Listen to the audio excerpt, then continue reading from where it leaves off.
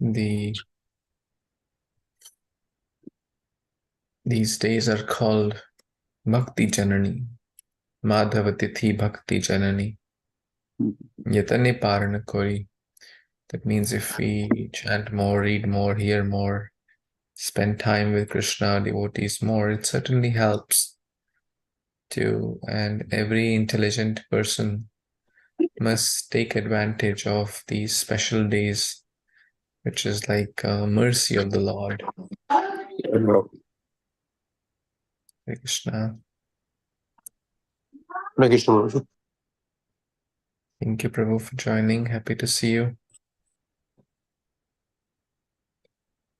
Thank you for having us, Prabhu. Om Namo Bhagavate Vasudevaya. Om Namo Bhagavate Vasudevaya.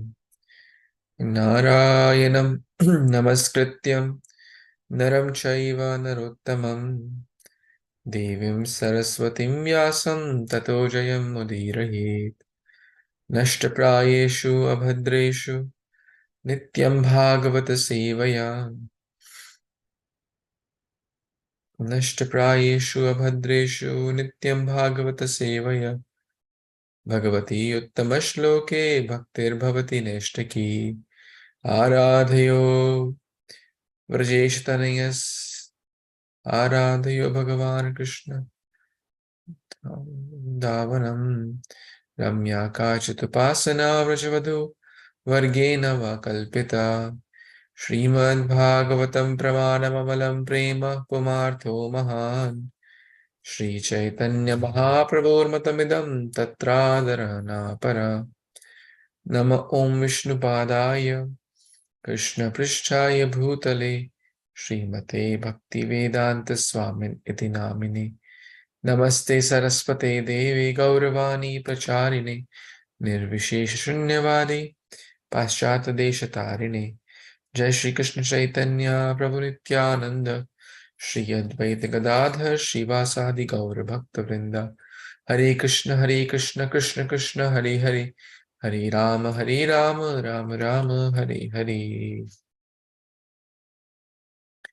Yam Brahma Varunendra Rudra Maruta Stunvanti Divyestave Veda Sangapad Kramopanishade Gayanti Yam Samaga Dhyanavastita Tadgatena Manasa Pashyanti Yam Yogino Yasyantam na vidu surasura Devaya Tasmai Namaha. Sri Sutta Goswami said, and that personality whom Brahma, Varuna, Indra, Rudra, and the Maruthas praise by chanting transcendental hymns and reciting the Vedas with all their corollaries and padakramas, and Upanishads, to whom the chanters of the Samaveda always sing, whom the perfected yogis see within their minds after fixing themselves in trance and absorbing themselves within him, and whose limit can never be found by any demigod or demon. Unto that Supreme Personality of Godhead, I offer my humble obeisance. Hare Krishna. Thank you so much, dear worshipable devotees, for joining. We are reading Canto 10, Śrīmad-Bhāgavatam, chapter 28, and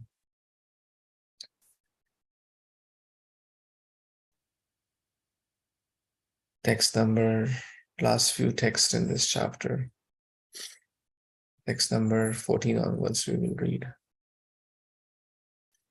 Today is Rama Ekadashi. Would you like to hear the story of Rama Ekadashi? Shall I share? I was reading it today. Sure, Prabhuji. it's a long story, so I have read it half, so that part I'll go quicker or give the essence. And the other, I'll try to read and share. So as you know, this is a bona fide conversation between Yudhishthira Maharaj and the Supreme Personality of Godhead, Lord Kṛṣṇa himself. So Yudhishthira Maharaj said, "O Janardana, please tell me about the glories of this Ekadashi, which comes in the Kartik month, in the Krishna Paksha, or the dark." So today is basically the Krishna Paksha, or the waning moon phase is going on. So he asked, and the Supreme Lord replied, the story of Rama Ekadashi. It is most auspicious, and it once eradicates greatest sins and awards one the passage to the spiritual abode. Okay? So it once awards what? Passage to spiritual abode. Anyone who reads here, shares, and follows it. So here goes the story. And there are a few names here. You all heard of the king Muchukunda, right? The famous king Muchukunda, who was very friendly to Lord Indra. He helped Lord Indra also. There's a famous story. He attained back to Godhead in one moment. He helped Indra, and then later he was told, how many, okay, what do you want as a reward? He said, I want to know how much time I have left. And he said, you have one moment.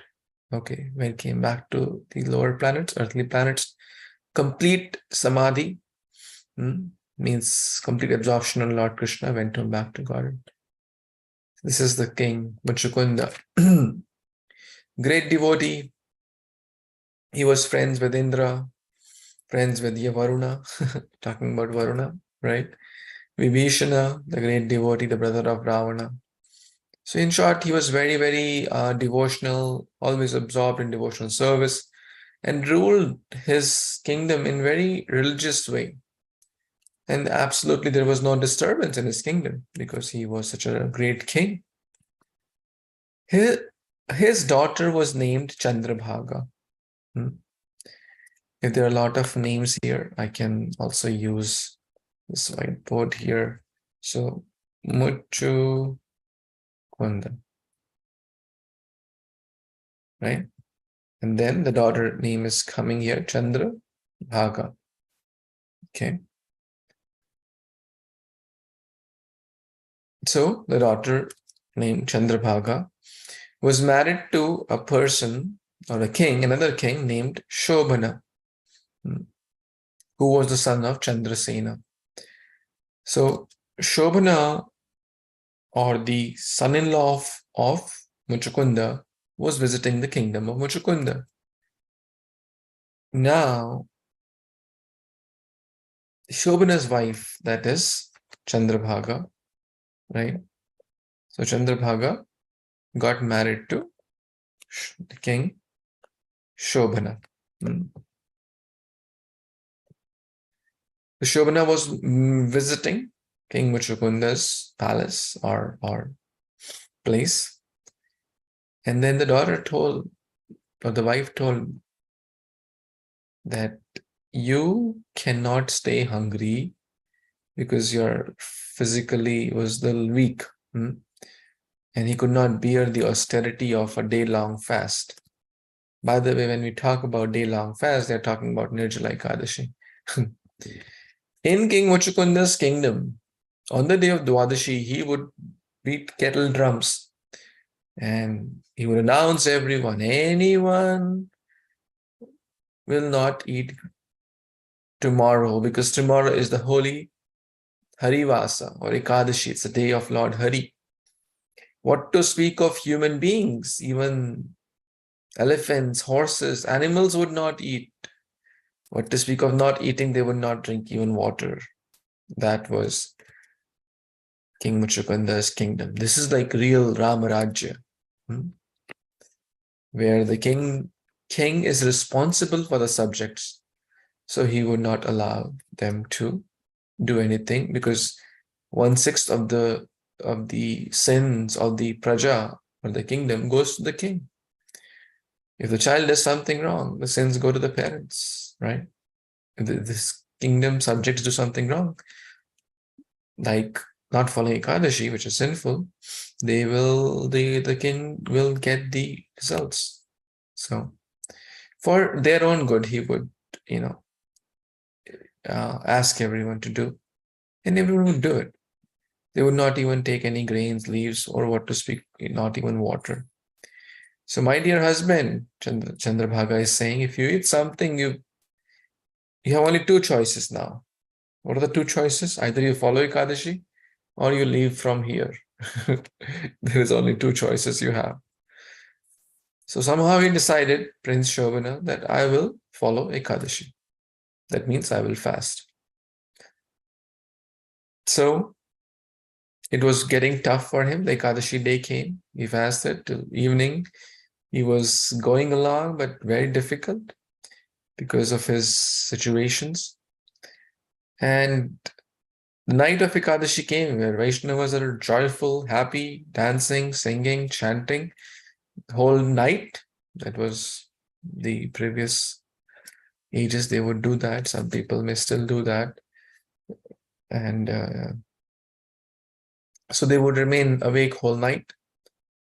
And Prince Shobana also tried to do that. That means stay awake and be with the devotees. But somehow he could not make it. When the sun rose on the Dwadashi, Prince Shobana was dead. King Muchukunda observed the son-in-law's funeral, whatever rituals had to be done. This story is way, old in the sense like ancient. It's real. So Muchukunda said, Chandrabhaga, you don't have to do sati. So Chandrabhaga, Muchukunda, all those ceremonies, the final ceremonies for Shobana's death were completed, and Lord Kṛṣṇa continues. So because he followed Rama Ekadashi, which is this today, he got great merits. And then he became the ruler of the kingdom high on the peak of Mandarachal mountain, Mount Mandarachal. It was like a kingdom of demigods, so lustrous with golds, jewels, rubies, pearls. So it was like Indra. He got a lot of opulence. So one day a Brahmin named Soma Sharma. So now, just to go back here, the Shobana has taken next birth as another big king. But for practical purposes, we will call him Shobana 2 or Shobana. Now, here comes one more character. Soma Sharma, a Brahmin from, he was the Brahmin from Muchukunda's kingdom only, right? So from Muchukunda's kingdom, Soma Sharma is visiting Shobana's new kingdom, which is like Indra, right? So he saw, oh my God, such a beautiful kingdom I've never seen. And he felt that he might be the son-in-law of King Muchukunda. When Sobana saw the Brahmin, he immediately rose up, welcomed him, gave him respect, offered obeisance, asked about the welfare. And Shobana inquired about the welfare of Muchukunda, Chandrabhaga, etc. So Soma Sharma, the Brahmin, said to the king, the residents are all good, their father-in-law, everyone is good, happy. But there's one thing, I'm quite astonished to find you here, right? Please tell me about yourself. Nobody has ever seen such a beautiful city like this. Kindly tell me how you obtained it. So King Shobana began to tell the story. What was the story? That how he followed Rama Ekadashi, because he was under King Muchukunda, or under his guidance, you can say. So he shared that story. I was given this splendid city to rule over. But is this the real fruit of bhakti?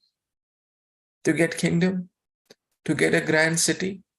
A grand kingdom? After all, this is ephemeral. This is temporary. This is not real stuff.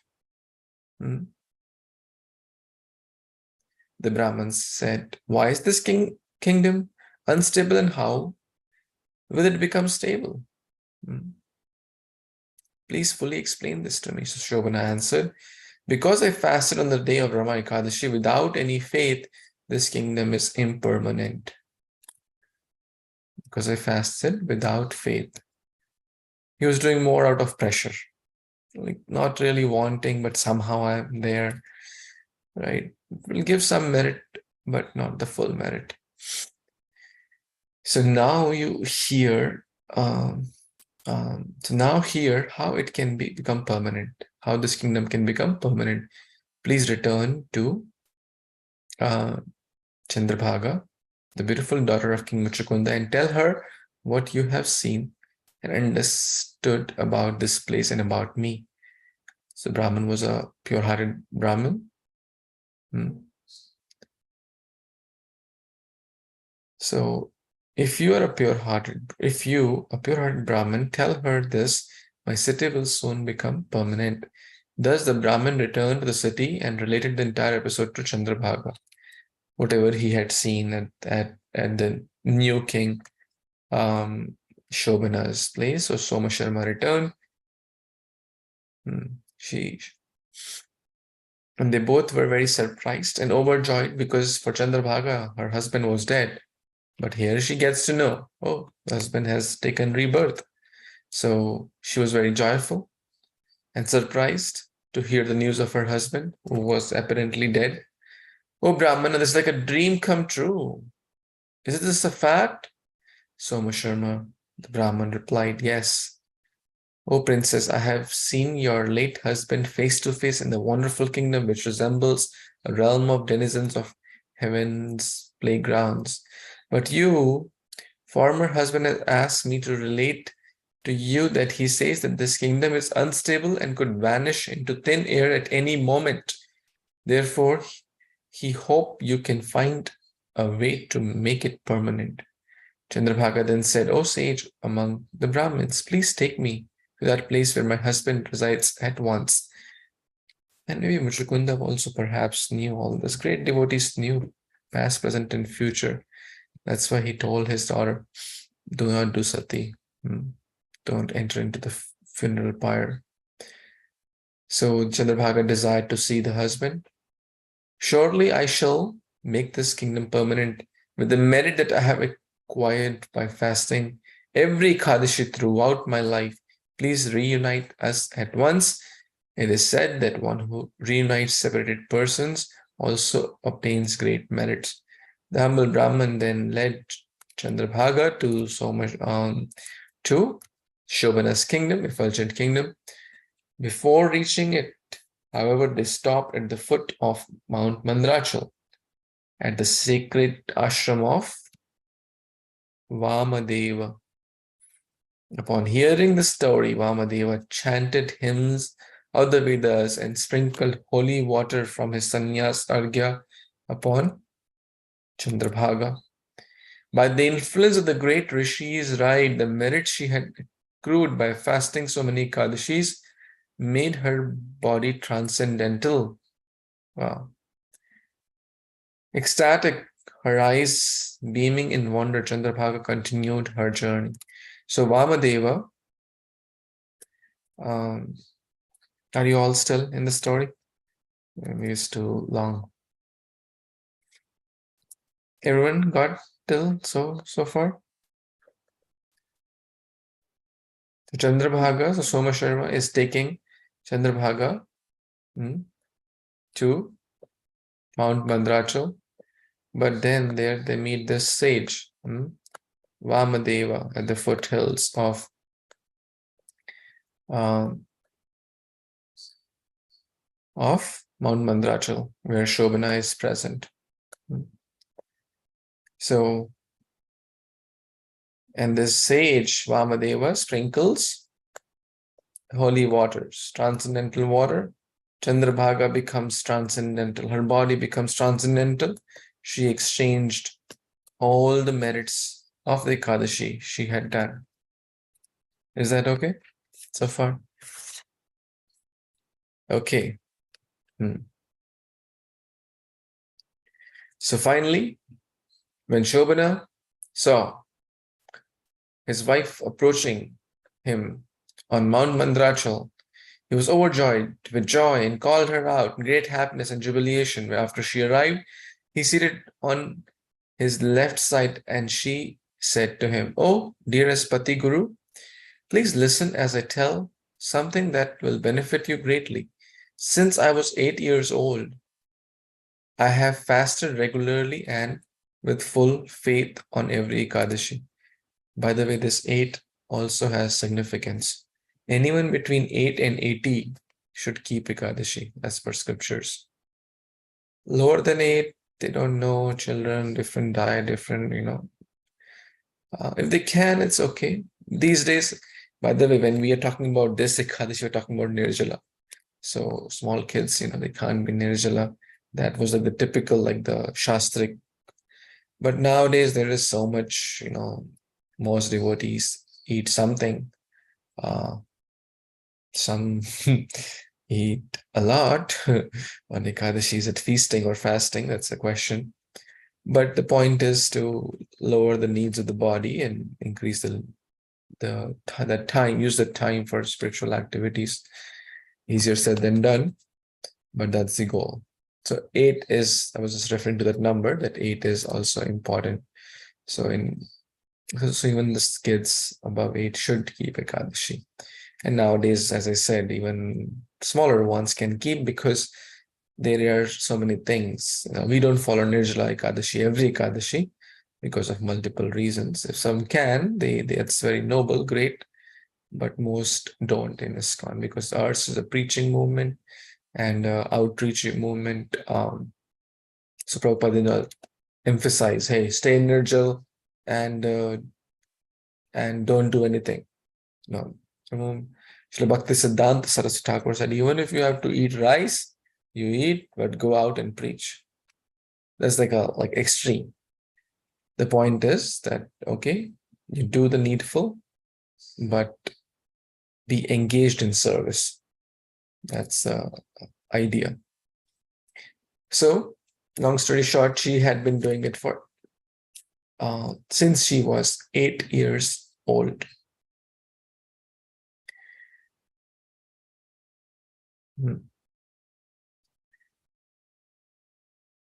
If I transfer to you all the merit I have accumulated, your kingdom will surely become permanent, and its prosperity will grow and grow until the coming of the great inundation or pralaya. Lord Sri Kṛṣṇa then continued to address Yudhishthira as follows. O Yudhishthira, in this way Chandrabhaga, who was beautifully decorated with the finest ornaments, had an exclusively transcendental body, at last enjoyed peace and happiness with her husband. By the potency of Rama Ekadashi, Shobhana found his kingdom on the peaks of Mount Mandrachal, able to fulfill all his desires and bestow upon him everlasting happiness like that achieved by the Kamadhenu, milk cow. I have narrated the story of Rama Ekadashi, which falls on a dark fortnight of the month of Kartik. Kṛṣṇa is saying this. Anyone who observes sacred Ekadashi during both the light and the dark fortnight of each month. There are 2 Ekadashis each month, waxing and the waning, Krishna Paksha, Shukla Paksha. And of course, we know that Kartik month, anything done gets multiplied hundreds and millions of times. So following Ekadashi this month also gets much more benefits. So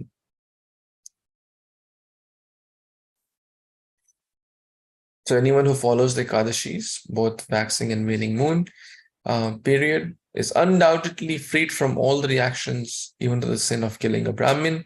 One should not differentiate between the Ekadashis of the light or the dark. In short, they are both equally good and equally powerful. As we have seen, both can award pleasure in this world and liberate even the most sinful and fallen souls. Jivan ke saath bhi, jivan ke baad bhi. Right? In LIC ad, they used to say. So bhakti is not just, oh, after death, something will happen. After death, something nice will happen. Jivan ke saath bhi. Devotees, Brahma Bhuta Prasannatma. The path of Krishna consciousness is not that, okay, after death, you'll be very happy until you keep suffering by chanting Hare Krishna or by doing the do's and don'ts of bhakti. No, that's not the way. Bhakti is very joyful. Bhakti is very joyful. Because the conditioned mind is trained to go in the wrong direction, therefore, it sometimes, there is little pressure. Like a child wants to play all the time. But a mature child knows that, no, I have to balance. I have to study also. Then it's no more, as you were reading yesterday also, the controlling energy is a controlling energy when you try to go against. The rules of the government are for good, like the policeman is for good if you follow the rules. But if you try to go against, then the policeman becomes a bad guy because he's going to punish you. We read that yesterday also. So, yes, during this life and of course next also. So, and finally, what Krishna is saying, that it will free one from the cycle of birth and death. That means anyone who hears, reads, follows the sacred day of Rama Ekadashi is freed from all the sins and goes back home, back to Godhead. This is the narration of Kartik Krishna Ekadashi or Rama Ekadashi. Hare Krishna Hare, from Brahma Vivarvat Puran of Srila Krishna Dwapayan Ved Vyas. Hare Krishna. Like that, there are stories of all the 26 or 24, 25 Ekadashis. Yes. Any thoughts, comments for this Ekadashi story? There were some names here. Any thoughts, comments, additions, reflections?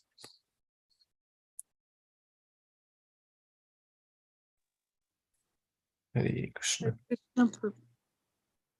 Hare Krishna Prabhuji, Dhanvat Pranam. I think my connection is a little bit lagged. Please excuse me. But good, very good. I think I missed a couple of minutes in the start, but from what I heard, that's very nice, Prabhuji. Thank you so much for sharing. One observation I was just thinking about. Usually the Vrata and the Vrata Kada that we read, right?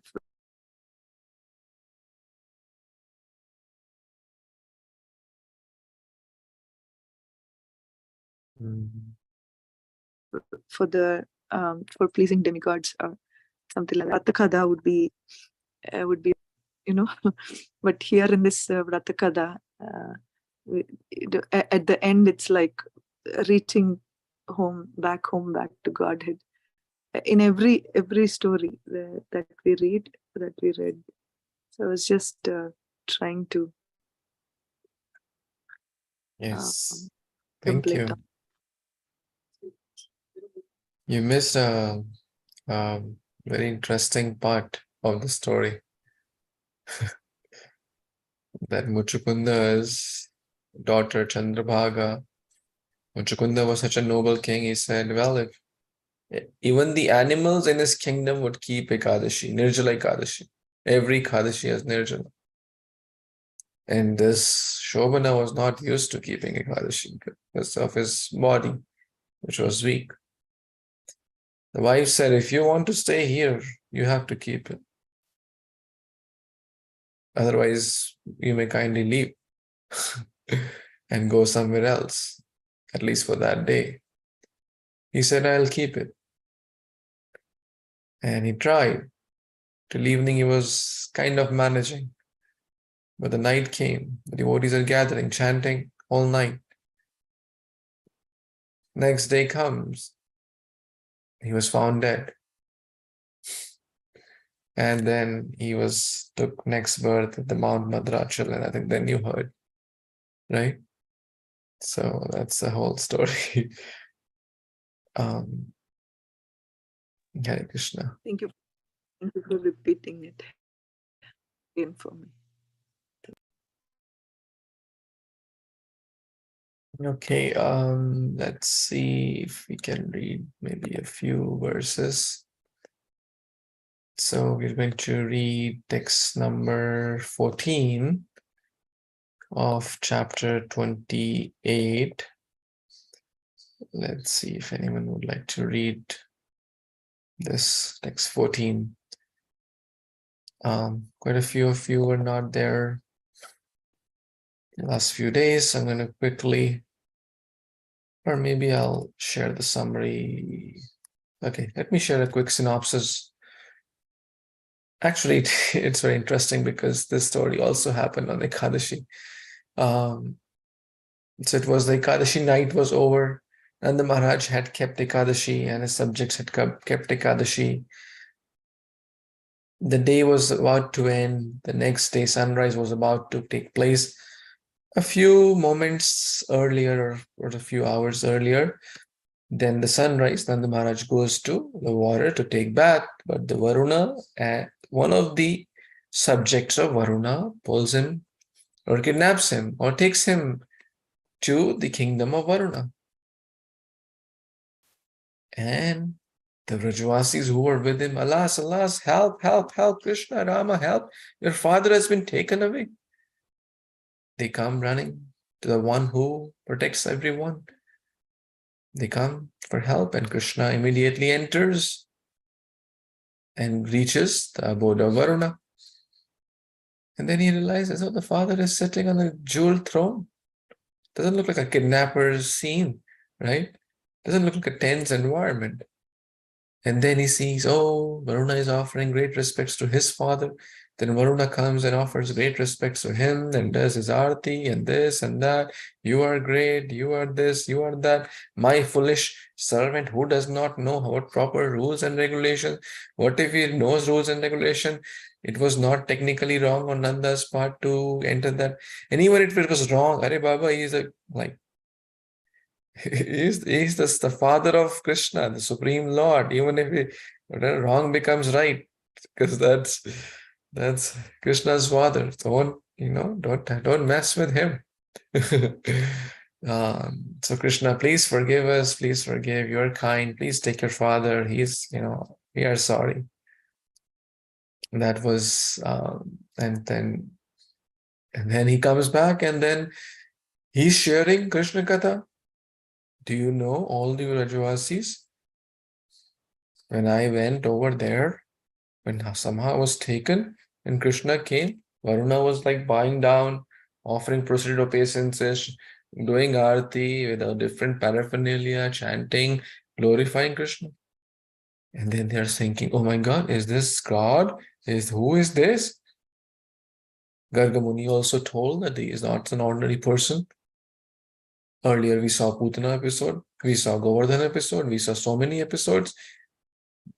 So there is some moment of thinking that maybe it's God. But again, the Yoga Maya potency covers up that, and then they again feeling, no, he's not God. He's a silly child, naughty, butter thief, monkey lover. So let's see what happens further. Text 14. Is Baldev Prabhu going to read? Sure, Guruji. Vishnu devotees, Dhaman Pranam, all goes to Śrīla Prabhupada. Text 14. Iti sanchinto bhagavan maha karuniko hori darshayam asho lokam sham gopanam tamasho param. Translation purport by the devotees of His Divine Grace, Sri Bhaktivedanta Śrīla Prabhupada ki jai. Translation. Thus, deeply considering the situation, the all-merciful Supreme Personality of Godhead, Hori, revealed to the cowherd man his abode, which is beyond material darkness. Purport. It is clear from these words that the Absolute Truth dwells in his own eternal abode. Every one of us tries to live as comfortably as possible, surrounding ourselves with peace and beauty. How can we, in the name of logic, begrudge the Supreme Lord, our Creator, the supremely beautiful and comfortable abode known by people in general as the kingdom of God?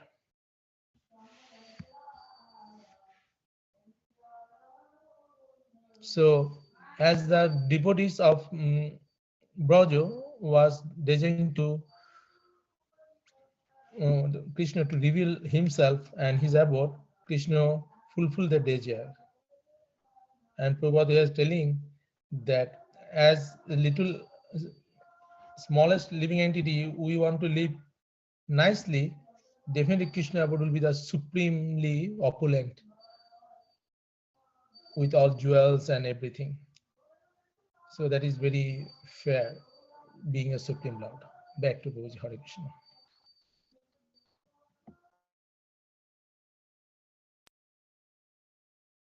Hare Krishna. Thank you so much, Baldev Prabhu, for reading this nice verse. And this is very relevant, especially in Kali Yuga. Because people begrudge or are envious of God's opulence. Many people, rational, so-called rational people or so-called normal people say that, why are you wasting so much time, energy, and money to put a crown on Tirupati Balaji? They offered a crown worth 2 crore rupees, which is, I don't know how many, $1 million maybe, approximately.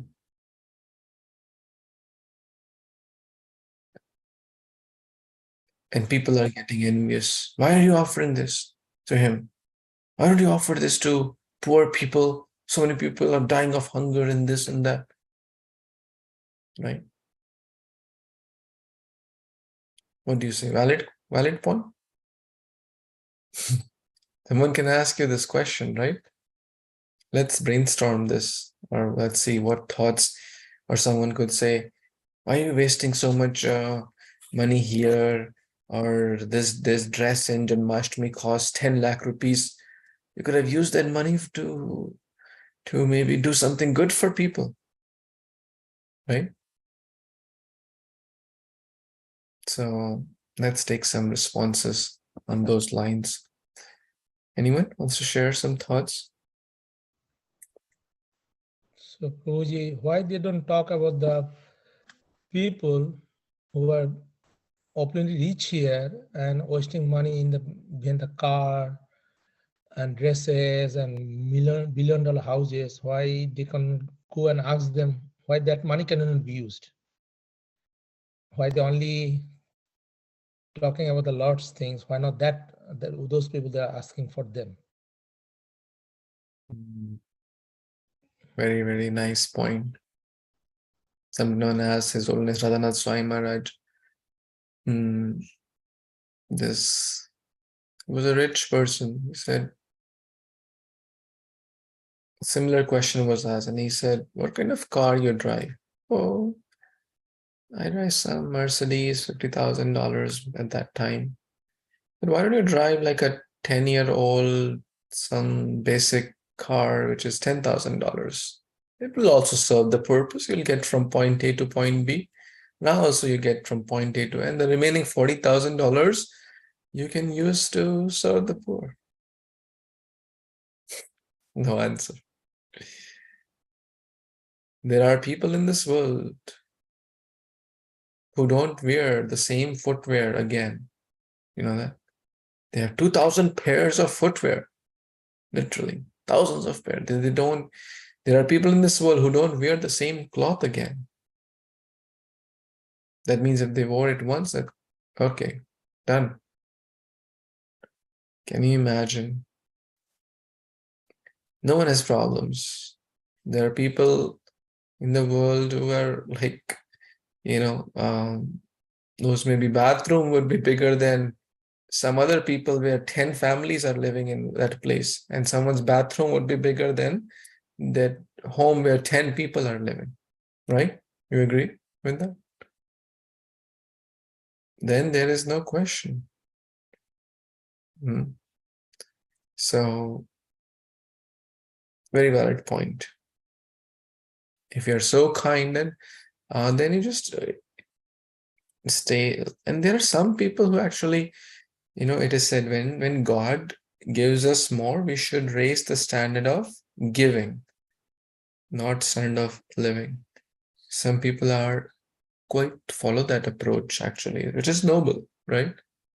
They live in the normal house where they can also afford a multi-million-dollar mansion, but I think normal 3-4 bed house is sufficient for them and their family.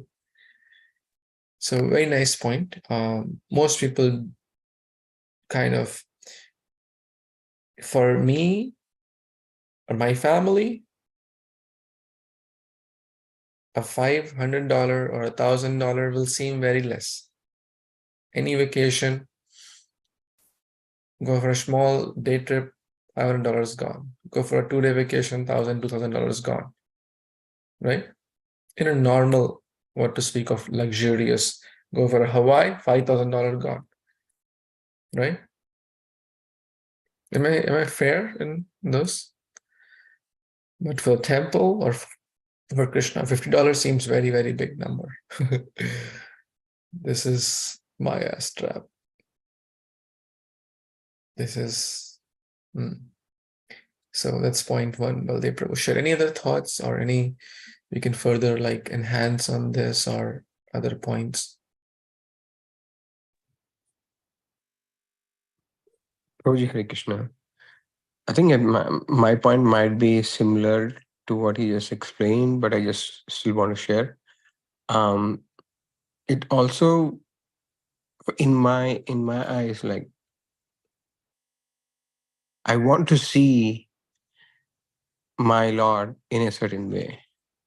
For that, I want to do certain things in certain manner, which might be expensive, which could be less expensive in someone's eyes. But in order to get to that, the way I want him to look, it could be expensive for someone's eyes, but not for me. Which could be, materialistic, it could be expensive at times. But that pleases me the most. So it's not it's some people may say it's like, yeah, I mean, you are a rich person, you can do anything. But a normal person, like I think I just always remember a story from Ramayana where we always say in like when a small kid brings us a glass of water, it's a big help for us, right? Probably. So we say like,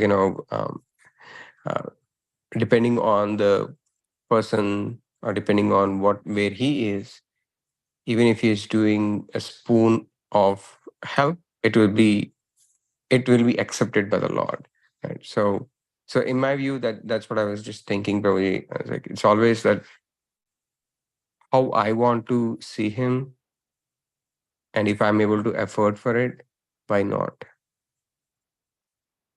Very thoughtful point, Prabhu.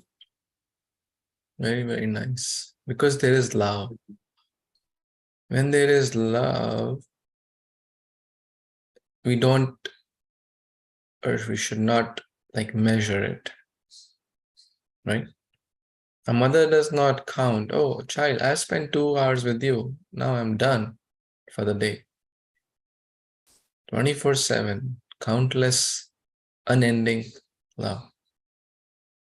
And of course, Kṛṣṇa is not looking for whether it's a flower garland or a diamond garland or a what garland. He's looking what's the intention of that garland.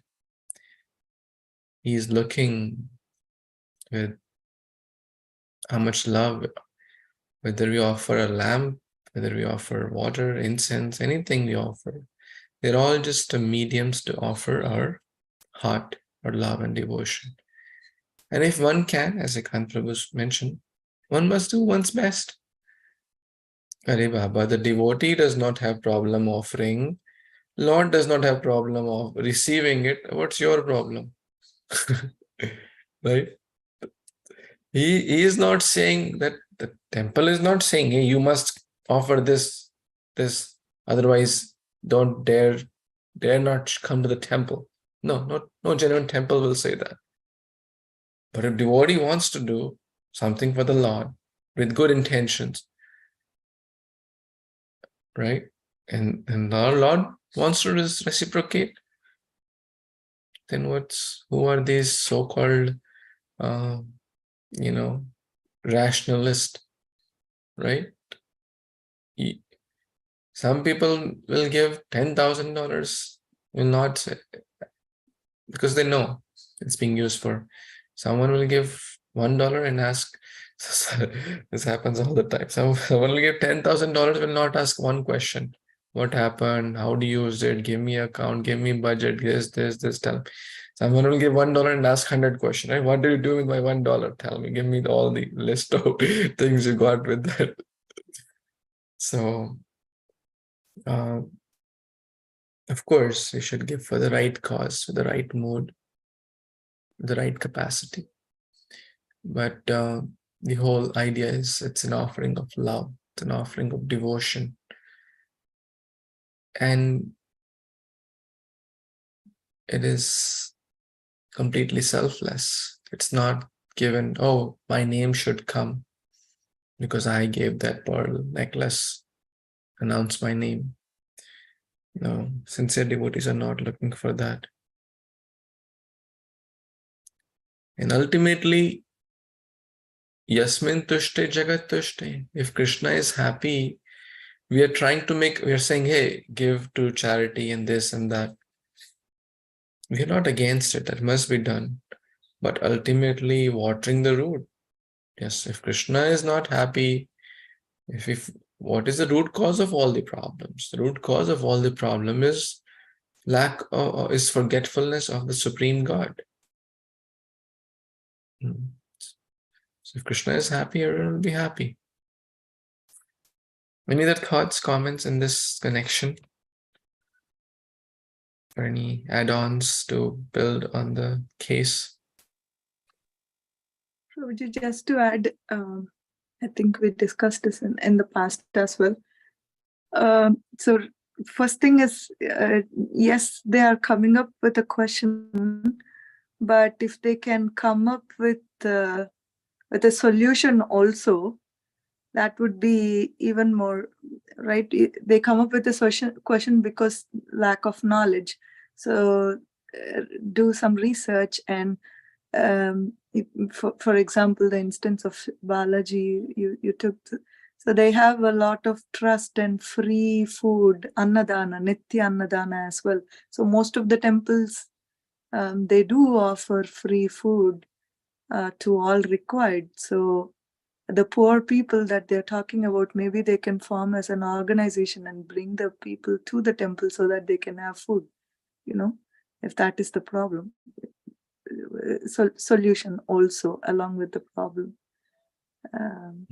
So yeah, it's a thoughtful comment.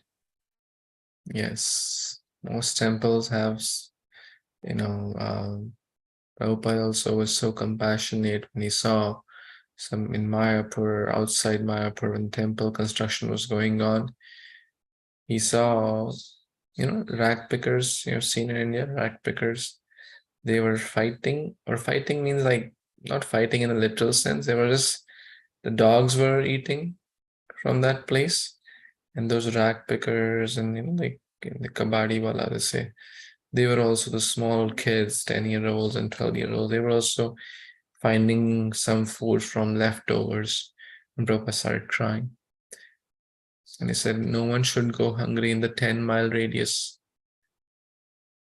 So it's compassion for God manifests for, love for God manifests as compassion for every living being as part and parcel of God. That's a natural byproduct of a sincere devotee. A neophyte devotee will just worship deities and say, hey, forget about everyone else. No, we have to worship deities. We have to do our best there. At the same time, also balance, which happens at most temples. But the problem here is what? The person who is commenting all this, in our case, the problem is not why Balaji has a 2 crore crown, why it's not on my head. That is the root cause. Envy. Because Queen Elizabeth has 10 crore, that crown, that no one can question, right? Why don't question that? Because she's just a mortal being, right? Kṛṣṇa is supreme. So, Hare Kṛṣṇa.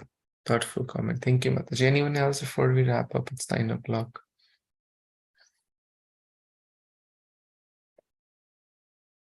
Okay, so I guess we can pause here, continue tomorrow with the next few verses in this chapter, and we'll complete the chapter tomorrow. This last few verses left.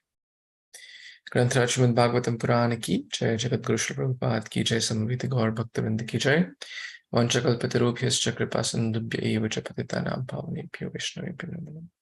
Hare Krishna. Thank you so much. Hare Bol. Hare Krishna. Hare Krishna, Prabhuji, Dandavat Pranam.